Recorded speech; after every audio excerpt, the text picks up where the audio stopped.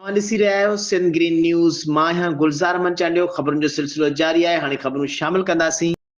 Miro Khan Khan reporter Imamuddin तुनियो जी report मुताबिक़ Miro Khan में क़ाइम सिंध बैंक ब्रांच में सालियानो टारगेट पूरो करण जे ख़ुशी में मुख़्तसर तक़रीब मुनक़िद करे केक कटियो वियो। सिंध बैंक मीरो ख़ान में थियल तक़रीब में पीपी ज़िले सदर ऐं डिस्ट्रिक्ट काउंसिल जे चेयरमैन हाजी कमरदीन गोपांग, पीपी सिटी सदर डॉक्टर राजा ख़ान तुनियो, अॻूणे MS तालका अस्पताल Miro Khan doctor Abdul Sattar Gopang, तालका press club Miro Khan जे सदर मोहम्मद सफ़र गोपांग समेत ब्रांच मैनेजर मुसद्दिक़ मुर्तज़ा, वधो ऑपरेशन मैनेजर नईम अली मीरानी, ज़मीर सुमरो, संदेश कुमार ऐं ॿियनि शिरकत कई।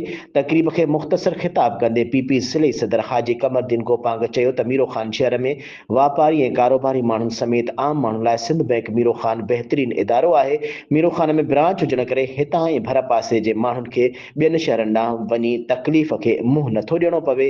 सिंध जॾहिं त ब्रांच मैनेजर मुसद्दिक़ मुर्तज़ा वधो चयो त असीं मीरो ख़ान शहर तोड़े भर पासे जे वापारियुनि, कारोबारी शख़्सियतुनि ऐं आम शहरनि जा शुक्रगुज़ार आहियूं जेकी सिंध बैंक मीरो ख़ान जूं ख़िदमतूं हासिल कनि था ऐं उन्हनि जे सहकार सां ई असांजो सालियानो टारगेट आसानी सां पूरो कयो आहे।